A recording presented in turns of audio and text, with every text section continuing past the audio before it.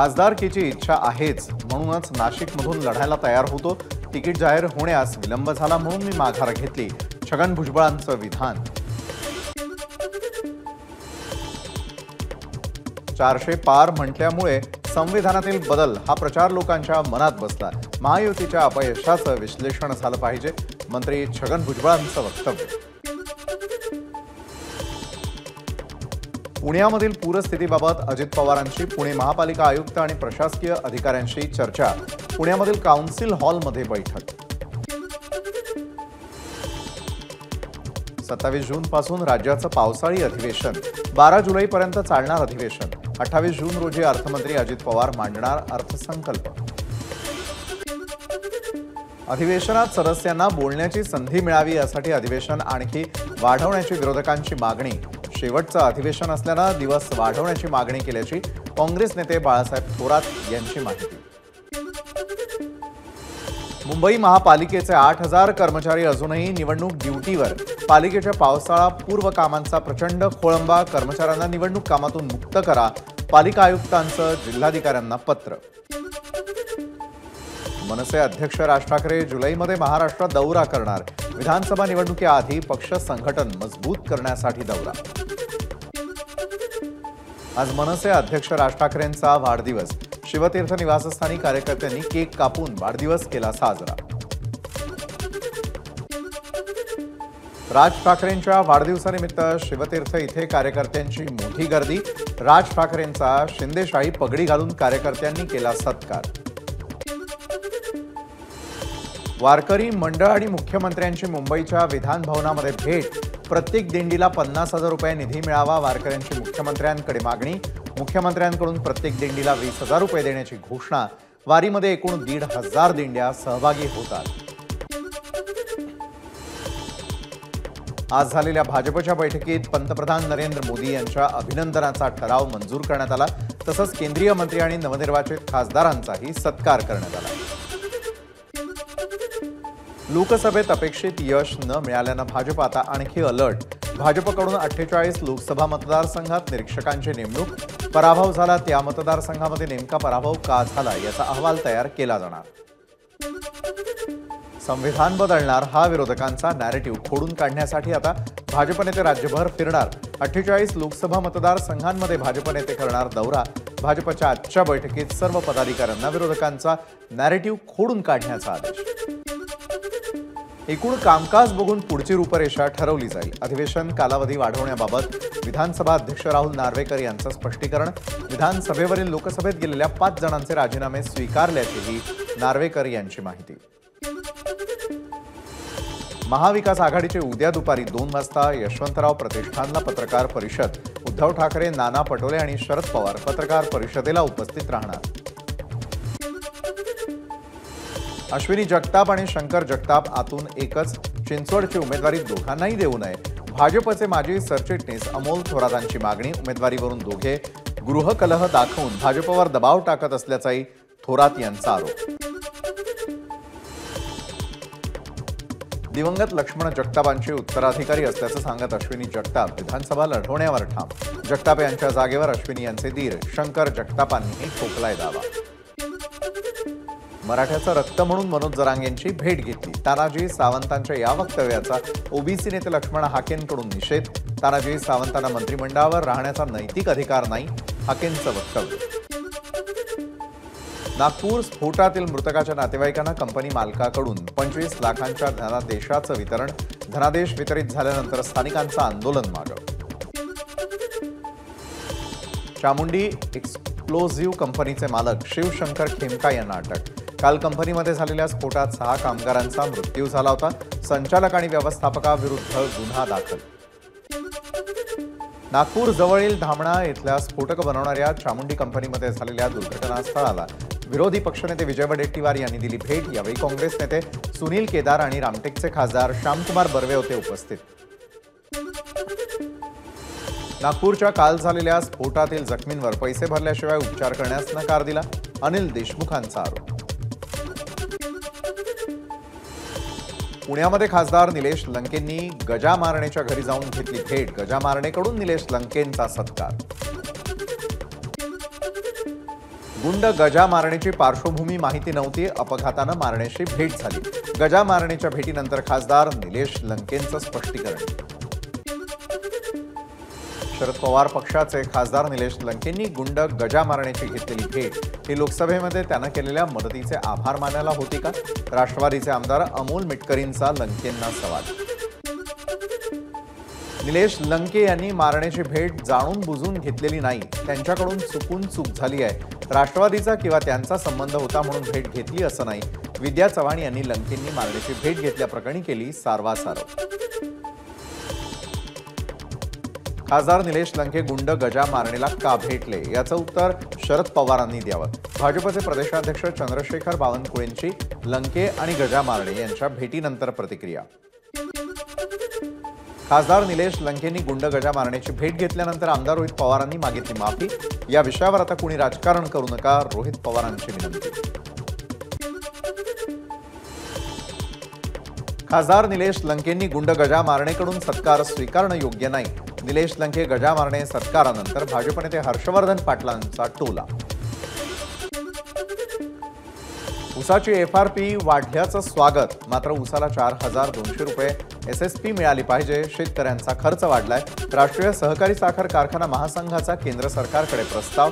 हर्षवर्धन पाटील यांची प्रतिक्रिया. राज्यसभेवर बिनविरोध नियुक्ती झाल्यामुळे सुनेत्रा पवारांचा पुण्यामध्ये जंगी सत्कार. पुण्यामधील केसरी वाड्यासमोर सुनेत्रा पवारांचा सत्कार. यावेळी कार्यकर्ते मोठ्या संख्येने उपस्थित. सुनेत्रा पवार यांची राज्यसभेच्या सदस्यपदी निवड झाल्याबद्दल सोलापुरात जल्लोष. राष्ट्रवादी भवनासमोर कार्यकर्त्यांनी केला जल्लोष. लोकसभेच्या विजयानंतर खासदार सुनील तटकरेंचा अलिबागमध्ये सत्कार. अलिबागचे आमदार महेंद्र दळवी यांच्या उपस्थितीत सत्कार सोहळ्याचं आयोजन.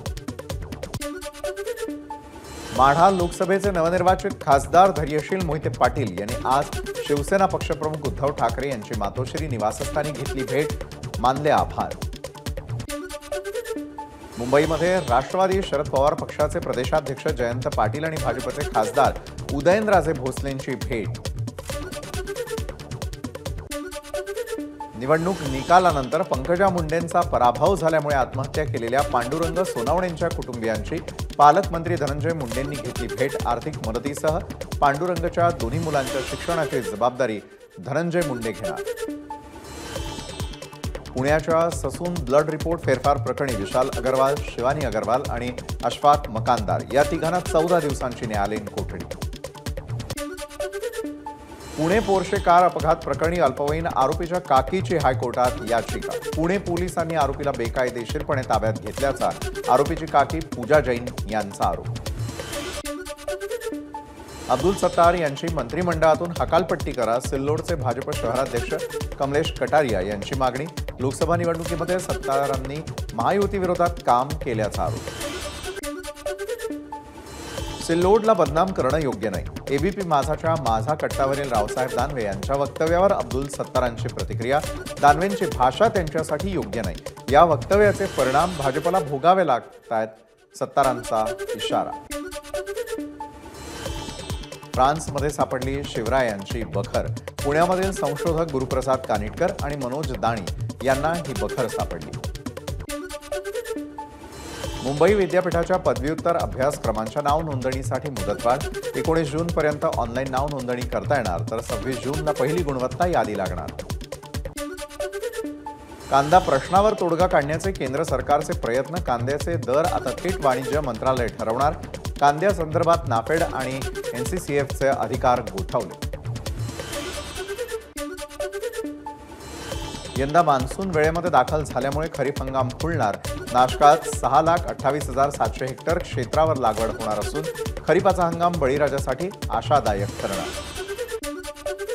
नाशिक शहरामध्ये डेंग्यू मलेरियाच्या रुग्णांमध्ये वाढ. साथीचे रोग पसरल्यावर मनपाला जाग. साथीचे रोग नियंत्रणामध्ये आणण्यासाठी मनपाकडून नालेसफाई. मुंबईमध्ये पावसाची 19 जूनपर्यंत विश्रांती. पुढील 5 दिवस पावसासाठी अनुकूल वातावरण नाही. छत्रपती संभाजीनगर शहराजवळील गेवराई कुबेर गावात ढगफुटी सदृश्य पाऊस. अवघा काही वेळ पडलेल्या पावसामुळे नदीला पूर, तर घरातही शिरलं पावसाचं पाणी. जालन्यामध्ये 2 दिवसांच्या विश्रांतीनंतर पुन्हा एकदा जोरदार पावसाची हजेरी. जालना तालुक्यासह बदनापूर, घनसावंगी आणि अंबड तालुक्यामध्ये पाऊस झाल्यामुळे पेरणीला सुरुवात. वाशिमच्या मंगळूर-पीर तालुक्यामधील गिंधा, मोहरी परिसरामध्ये मुसळधार पावसाची हजेरी. गिंभा गावामध्ये पावसाचं पाणी शिरून अनेकांच्या घरांचं मोठं नुकसान. संध्याकाळच्या सुमाराला यवतमाळ जिल्ह्यामध्ये वादळी वारा, विजेच्या कडकडाटासह जोरदार पाऊस. मान्सून सक्रिय झाल्यानं शेतकऱ्यांना दिलासा. अर्धा तास मुसळधार पावसामुळे शेतकऱ्यांमध्ये आनंदाचं वातावरण, नागरिकांचीही उकाड्यापासून सुटका. वाशिमकरांची पावसाची प्रतीक्षा संपली. आज हवामान खात्याच्या अंदाजानुसार मान्सूनच्या जोरदार सरी जिल्ह्यात सर्वदूर कोसळल्या. बळीराजामध्ये आनंदाचं वातावरण. पाणी टंचाई भागातील नागरिकांना थोडासा दिलासा मिळाला. 2 दिवसांच्या विश्रांतीनंतर आज हिंगोली जिल्ह्यातील सेनगाव तालुक्यात जोरदार पाऊस. शहरासह ग्रामीण भागातही पावसाची हजेरी. बळीराजा सुखावला. उकाड्यानं त्रस्त झालेल्या नागरिकांना काहीसा दिलासा. मात्र पेरणीसाठी शेतकऱ्यांना मोठ्या पावसाची वाट पाहावी लागणार. 3 दिवसांनंतर परभणी शहरासह जिल्ह्याभरामध्ये पावसाची जोरदार हजेरी. वातावरणात गारवा. छत्रपती संभाजीनगरच्या वैजापूर तालुक्यातील शिवराई शिवारामध्ये वीज कोसळून एक ठार तर 3 गंभीर जखमी. शुक्रवारी दुपारी 3ची घटना. भागवत काशीनाथ डिके असं मृत व्यक्तीचं नाव. सचिन सोनवणे, वनिता सोनवणे, नीता सोनवणे गंभीर जखमी. पश्चिम महाराष्ट्राला जोडणाऱ्या फोंडा घाट आणि करूळ घाटामध्ये दाट धुकं. धुक्यामुळे वाहनांचा वेग मंदावला. पालघर जिल्ह्यामध्ये मुसळधार पावसाची हजेरी. कासा, उरसे, चिंचणी, डहाणू परिसरात दमदार पाऊस. शेतीच्या कामाची लगबग सुरू. सोलापुरामध्ये कुरनूर धरण क्षेत्रात तुफान पाऊस सुरू. सोलापुरामध्ये आतापर्यंत 180 मिलीमीटर पावसाची नोंद. पावसामुळे बळीराजा सुखावला. नाशिक शहरामध्ये मुसळधार पाऊस. पहिल्याच पावसात शहरातील रस्त्यांवर साचलं पाणी. अचानक आलेल्या पावसामुळे मात्र नागरिकांची तारंबळ. पुण्यामध्ये मुसळधार पावसाची हजेरी. बंड गार्डन, विधानभवन परिसरामध्ये जोरदार पाऊस. कर्नाटकचे माजी मुख्यमंत्री येडियुरप्पा यांना पॉक्सो प्रकरणामध्ये अटक करू नका. कर्नाटक हायकोर्टाचे निर्देश. 28 जूनपर्यंत येडियुरप्पांना संरक्षण. बलात्कार पीडितेचं येडियुरप्पांनी लैंगिक शोषण केल्याचा आरोप. वायनाड लोकसभा पोटनिवडणूक. प्रियंका गांधी लढण्याची शक्यता. राहुल गांधींच्या राजीनाम्यानंतर वायनाड पोटनिवडणूक प्रियंका गांधी लढवण्याची चिंता. अर्थसंकल्प जुलैच्या 3ऱ्या आठवड्यामध्ये सादर केला जाण्याची शक्यता. निर्मला सीतारामन एनडीए सरकारचा अर्थसंकल्प मांडणार. अर्थ मंत्रालयाकडून अर्थसंकल्पावर काम सुरू. उत्तर प्रदेशमधील काशी विश्वनाथ मंदिरामध्ये आता व्हर्च्युअल रियालिटीच्या माध्यमातून दर्शन होणार. व्हर्च्युअल रियालिटी व्हिडिओ 11 मिनिटं 50 सेकंदांचा असेल, ज्यामध्ये बाबा विश्वनाथ दिसणार. इटलीच्या पंतप्रधान जॉर्जिया मेलोनींकडून पंतप्रधान नरेंद्र मोदींचं स्वागत. G7 शिखर परिषदेमध्ये आउटरीच नेशन म्हणून भारताचा सहभाग.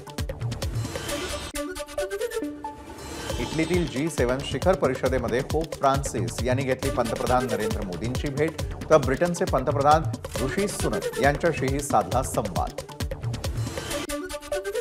आज मध्यरात्रीपासून युरो चषक फुटबॉल स्पर्धेला सुरुवात होणार. युरोपातील 24 देश स्पर्धेत सहभागी. महिनाभर चालणाऱ्या या स्पर्धेमध्ये 51 सामने होणार. भारतीय बुद्धिबळपटू आंतरराष्ट्रीय ग्रँडमास्टर दिव्या देशमुखनं जागतिक ज्युनियर चेस चॅम्पियनशिपमध्ये पटकावलं सुवर्णपदक. दिव्या देशमुख ही नागपूरची. दिव्यानं 202 मध्ये इंटरनॅशनल मास्टर आणि 2021 मध्ये महिला ग्रँड मास्टर टायटल केलं होतं नावावर. एबीपी माझा, उघडा डोळे बघा नीट.